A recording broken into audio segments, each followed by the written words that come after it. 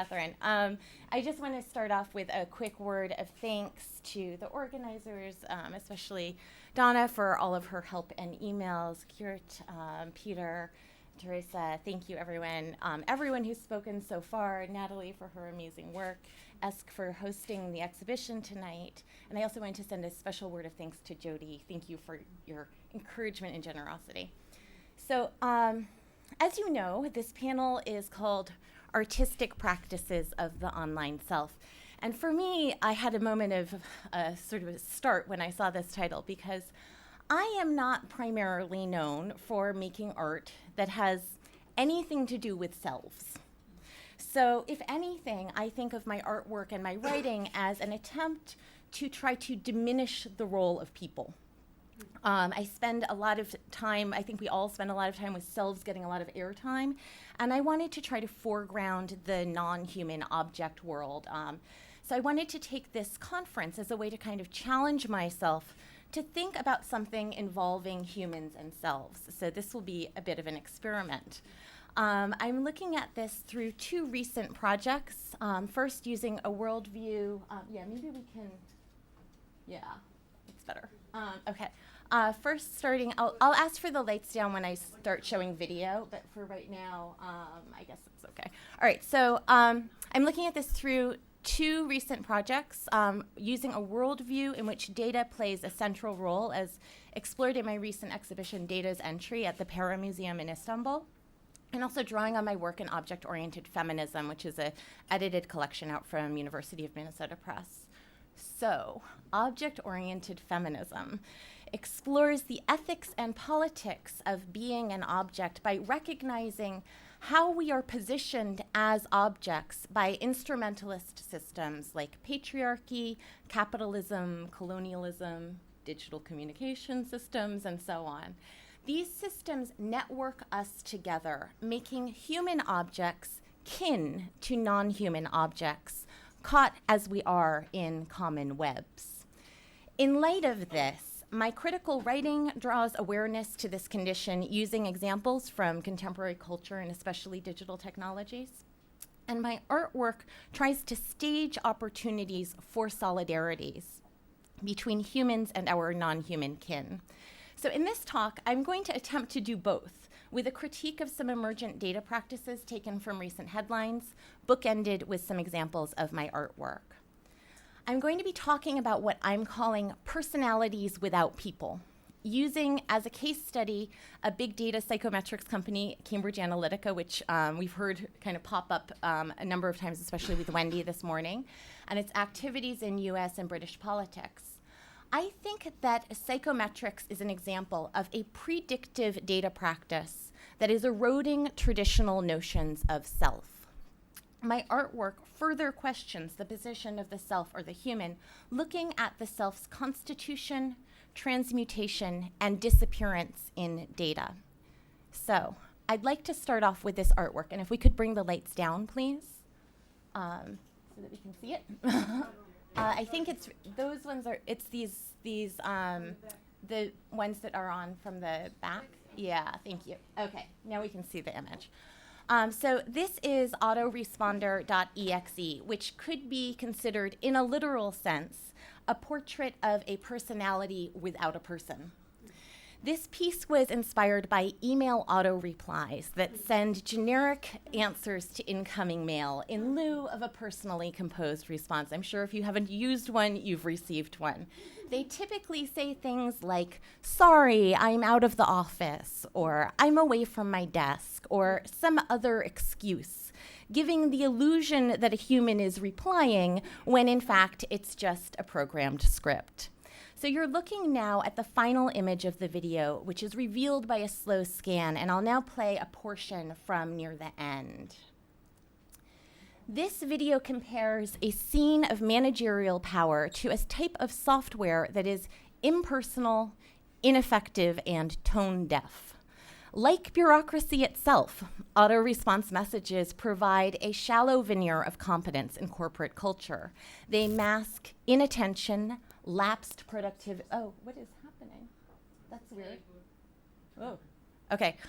They mask inattention, lapsed productivity, and bureaucratic redundancy.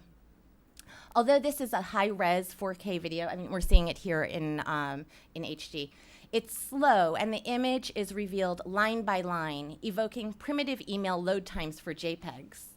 The image that ultimately arrives contains a dense iconography for masculinity and tropes of patriarchal power. I want to suggest that we are all equally objects, whether or not we have the rights of subjecthood. Emphasizing subject-oriented rights like the right to vote, the right of a person to make a coherent choice, or simply the right to be self-possessed, is becoming a red herring, disguising where real power is concentrating, perhaps in what I'm calling personalities without people, in constellations of attributes, like this personality stand-in outlined by a personal bric-a-brac hodgepodge of trophies and embarrassments. It's a placeholder for an absent person that nevertheless upholds the desk's authority. So I'll ask you to bear this absent image in mind as we move on to consider psychometrics. In the dazed days following the US presidential election, I was reading obsessively about malignant clickbait and fake news on Facebook when I came across a New York Times article by Mackenzie Funk titled "The Secret Agenda of a Facebook Quiz." And so I stumbled into the orbit of psychometrics and a company named Cambridge Analytica. So I'm going to skip a little bit about this because we've already heard some of this morning. But Cambridge Analytica is a US-based big data firm that uses data to change audience behavior, and it specializes, of course, in political campaigns. It spawned from a British parent company called SCL Group, described by Funk as, quote, a consulting company and sometime defense contractor known for its counterterrorism psyops work in Afghanistan. So I invite you to consult a wormhole of late-night Googling fodder about this company. It's amazing. But in the interest of time, I will skip and give you a couple of high notes. So the spin-off is Cambridge Analytica, and it has indeed harnessed those psyops chops to support right-wing political campaigns, primarily in the US and Britain. They've worked for Trump, Ted Cruz, Ben Carson, and the pro-Brexit Leave.eu campaign, among others. The firm is 90% controlled by the reclusive computer scientist and US hedge fund billionaire Robert Mercer, who The Guardian's Carol Cadwalader reports has donated since only 2010 a combined $95 million to political campaigns and nonprofits on the far right, and was Trump's single biggest donor. Mercer's close associates include UKIP's Nigel Farage and Steve Bannon, and Bannon sits on Cambridge Analytica's board. So key to their strategy, and I'd venture even key to their existence, is Facebook.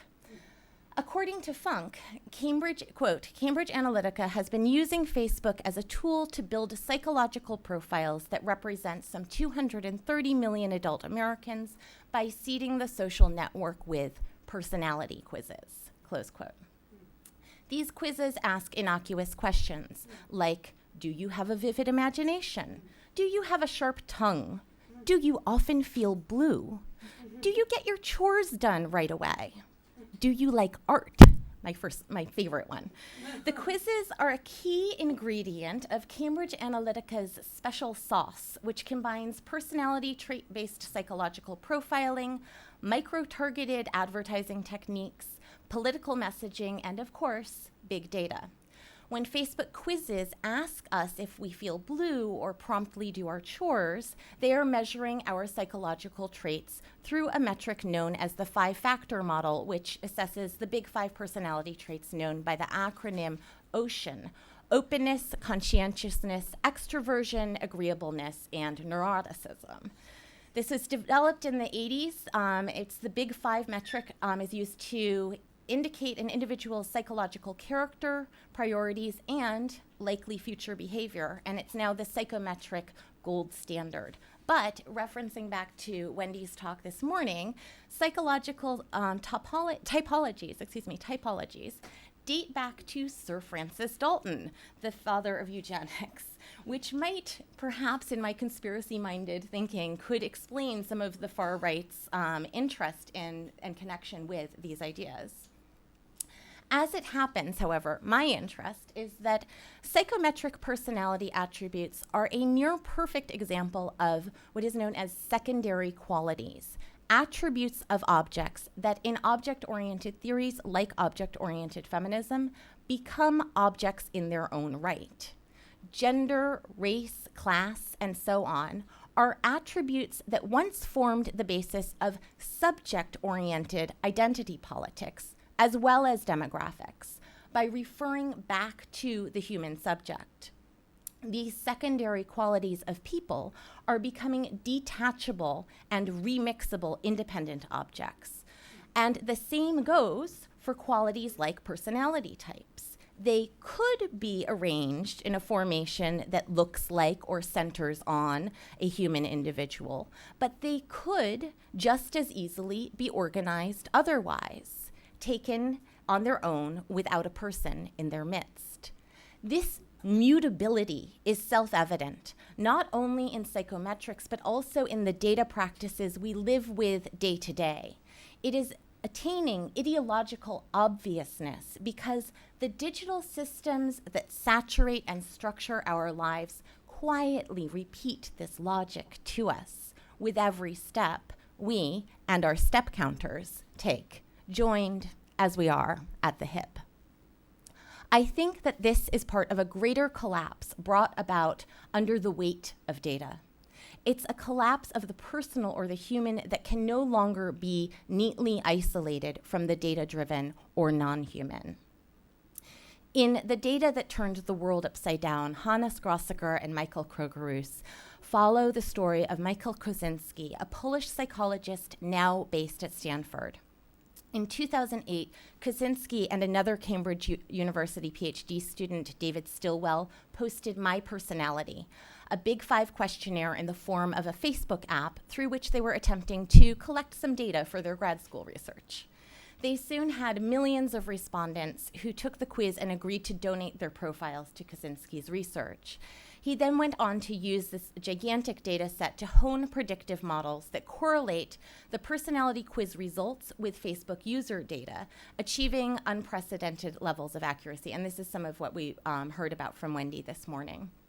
So Kosinski worries, like a good academic, that that Cambridge Analytica's strategies for influencing elections may have been based on his methods. So Grossacker and Kroger summarized his published research. I'm not going to go into this. This is sort of some of the stuff that we heard about from Wendy already. So basically, they can find race, gender, all this stuff just on the basis of very few Facebook likes or posts. Like Kosinski, Cambridge Analytica has managed to drive tremendous offline IRL political action by isolating and influencing uniquely identified individuals using predictive personality typing rather than descriptive demographics. Their method takes advantage of three of Facebook's features. 1, its massive user base, 2, its permissive privacy policies, and 3, micro-targeting. This is what they built on top of Kosinski's predictive data tools. The firm is able to micro-target political messages to individuals for maximum persuasive impact on the scale of populations. So we're going from the individual scale to the population scale. If, as I'm suggesting, Facebook is a condition of possibility for a firm like Cambridge Analytica, it's obvious how Facebook's enormous and addictively engaged user population satisfies the first element of their project, big data. The second is Facebook's lax privacy protections. Cambridge Analytica is incorporated in the US, where, unlike in the EU, users must opt out of sharing their data. Many apps are pay-to-play, so they require users to grant access to their account data before using the app. And this gives an app creator like Cambridge Analytica not just access to quiz answers, but also access to users' account data, profiles, and real names. Now, Cambridge Analytica claims to possess 3,000 to 5,000 unique data points for each of 230 million Americans, both harvested from Facebook and purchased from commercial data brokers. So, here we go. Psychometrics reveals a significant shift.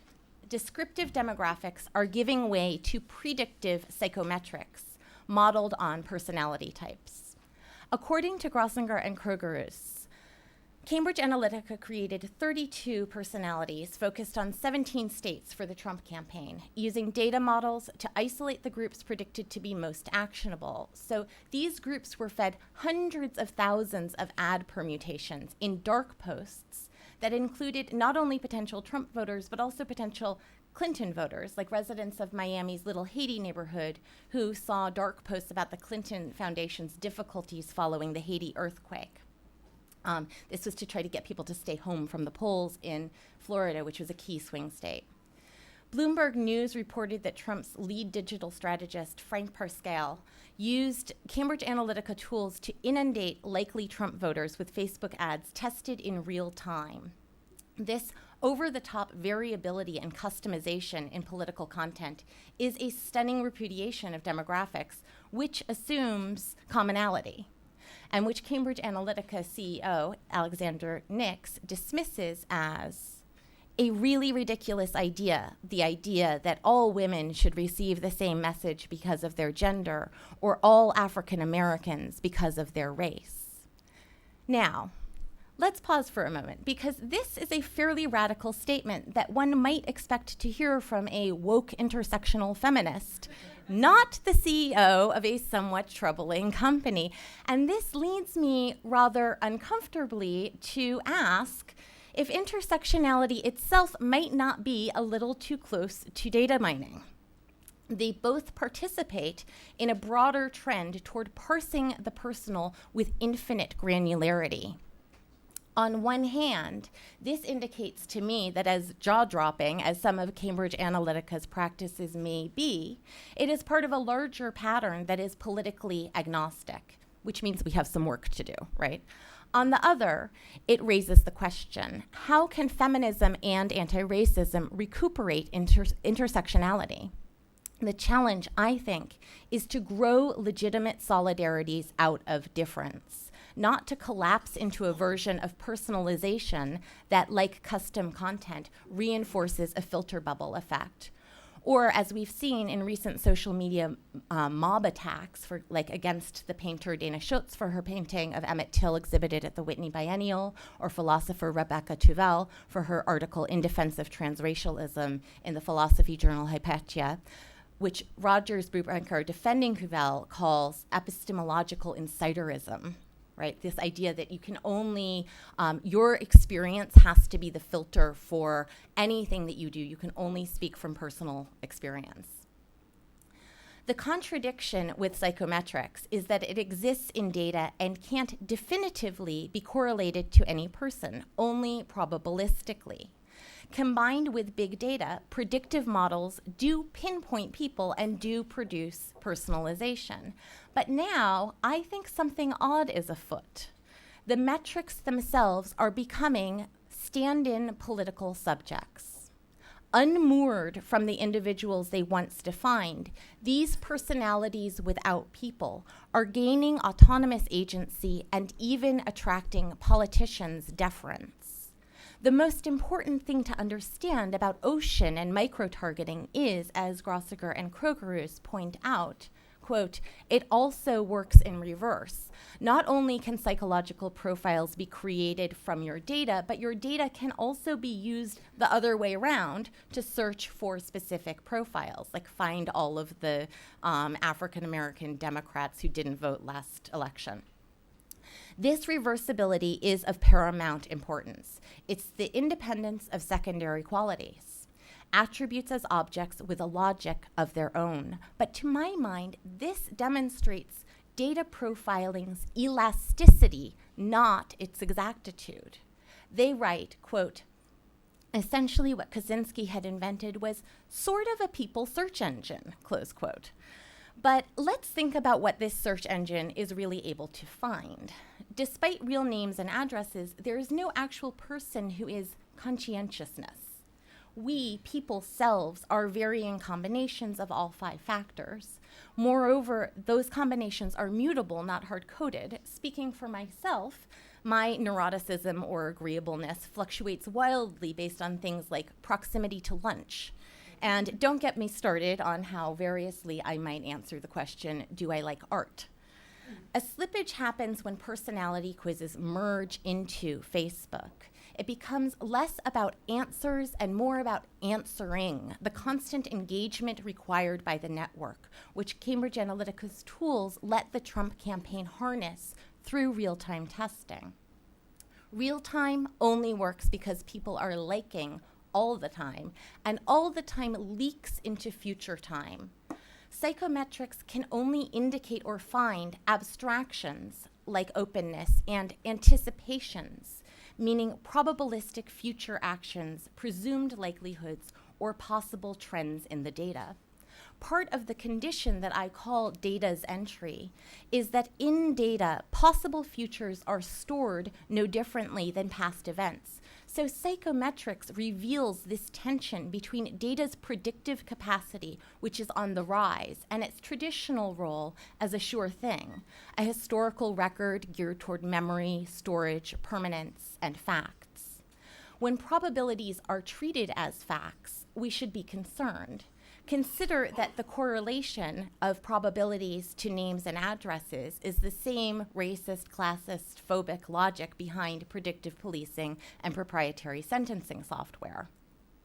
Put another way, ocean personalities are non-human. They're data. So insofar as any person is ever more than a pattern in data, what psychometrics finds with Kaczynski's reverse lookup database is personalities without people, shells or placeholders for a self. So I believe I have 10 minutes, and I'm going to switch gears and show you some examples from my art. This confrontation with data is the subject of my show, Data's Entry, last year at the Para. The title work, and actually maybe we could have, can we take this light down, please, from the back? Maybe. The other way. So off. Yeah, like, thank you. Okay. So the title work is a new performance in which a performer must interact with an impossible interface covered in QWERTY keyboard keys. The keys are my symbol for data input, and the object is meant to show data's accumulated weight. It is shaped like an overgrown capsule, something meant to enter the body like a pill, but the body is always confronted with it as an unworkable external surface, an object that's too big to swallow or hold in the hand. As the dancers slowly explore the affordances and constraints of this object as interface and create new relationships with it, its scale confounds their efforts, and they are in a constant process of negotiation with this alien object. Data's entry suggests that data reflects our bodies, and data has entered into our world in a material sense, as though it has a body of its own. Ironically, we know this without question in our bodily guts, when data presses us into grueling repetitive tasks like data entry, and we find ourselves resisting. Being pressed into the service of a technology weighs us down, contradicting metaphors like cloud computing that suggest data is weightless and immaterial. The title Data's Entry has this double meaning. It's about forms of digital labor like data entry and automation that join human and non-human components in physical practices. It also evokes the entrance of data into our lives as a material presence we now have to contend with. In both senses, Data's Entry is about our intimacies with data and about narrowing the gap between human users and non-human tools. I look at the condition of constantly producing data, even pathologically overproducing it, in my video series, Modeling Big Data. This is a 6-channel video installation, but we're going to show it at ESC as a single-channel work. Modeling big data parodies how computer culture favors hoarding, overproduction, and excess. I perform as an obese data body, so stuck in the cycle of generating data that, like so-called big data, it has become swollen by its own data glut. As the figure of big data, I repeat comically inadequate attempts to mimic common computer routines that I call data gestures. Clicking, buffering, caching, and pinging. So I'll now play a short sample from clicks.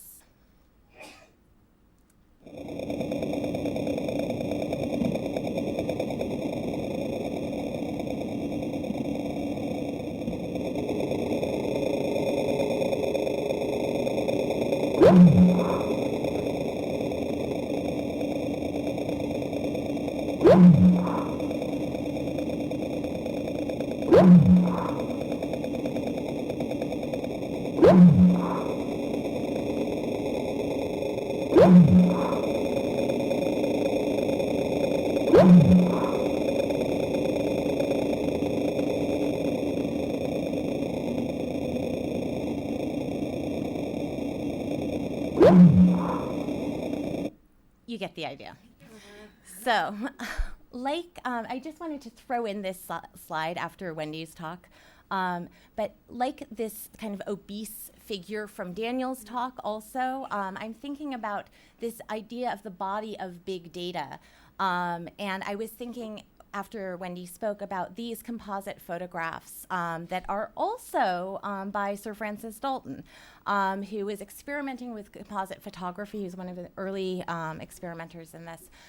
He was trying to create these types, but I am thinking about these as portraits that are kind of blurring the edges of identity, but without doing what he was trying to do, which was then trying to arrive at an algorithmic metric, right, of like the type of, I don't know if you can read this, but it's like the one on the bottom left is like 5 officers. This is the face of an officer, this kind of composited identity. In modeling big data, I'm focusing on the overproduction of personally identifiable data, which, as we've seen, can be construed as the portrait of an individual. I imagine the overproduced profiles that firms like Cambridge Analytica mine with their models as bloated beyond recognition, becoming the excess weight of the figure itself. Although many people think that this series is computer generated, the videos were all created with very low-tech means, a combination of paper, foam, and myself as a performer inside these obese forms. So the final piece that I'd like to share takes this notion of without people to its logical conclusion. E-Waste is a sculpture series built from USB gadgets. Lorraine Rudin, a collaborator who's known my work for many years, once wisely described my aesthetic as neither new media nor old media, but middle-aged media. As she pointed out, most of the technologies that I'm drawn to in my work are things that are not necessarily obsolete, but that are probably headed in that direction. For example, the QWERTY keyboards that I showed earlier may soon be eclipsed by touchscreens. These cycles of obsolescence inspired E-Waste. The point of departure for the installation is a science fictional scenario. Plastic USB devices have survived an ecological apocalypse. Although they no longer have humans to program them, they are destined to work forever. Even as their bodies become slowly fossilized, they keep churning. This piece is called Prologue, and I'll read you the text to give you a sense of the narrative behind the installation. The factories finally grow so large that the planet can no longer support their weight. It starts with a simple sinkhole in Shenzhen. Eroded beaches pile onto deforested mountainsides. Slums crumble over condos, sloshed in ice cap runoff, and the continent slips. It isn't long before neighboring nuclear reactors are swallowed, and the inevitable rest is history. Soon, Earth is no longer habitable for humans. But what of all the gadgets those factories churned out, the always-on armies that once served the human race? Their plastic bodies prove impervious to eventual climate change and sudden catastrophe. Indeed, they hastened this. But without humans to program them, to direct their work and give them purpose, the devices persist in their empty routines. As years go by, the earth beneath them takes pity.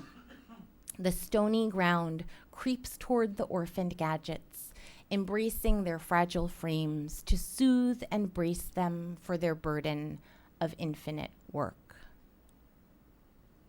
So e-waste connects with several key themes in my work, and one is the seeming purposelessness of our empty productivity and hollow habits. E-waste makes clear that the dark flip side of overproduction and personalization is the constant threat of personal disposability. The notion of personalities without people puts this starkly. What will become of people when we are able to calculate personality in advance? For the moment, we are still bound together with technologies in mutual dependence. As much as we invest in our technologies are also invested in us. They require human participation, attention, interaction, and maintenance. So-called automation only binds us more closely because digital systems operate without distinguishing between components, biological or technical, human or non-human, organic or machinic, person or personality. To conclude, at this dark moment, my hope is that the shiftiness of secondary qualities might make it easier to allow oneself to change one's mind with dignity. Too often, the profound mutability of the personal manifests in a regressive wish for fixed, real, authentic identity, which I think is contributing to the political polarization that we're seeing now worldwide.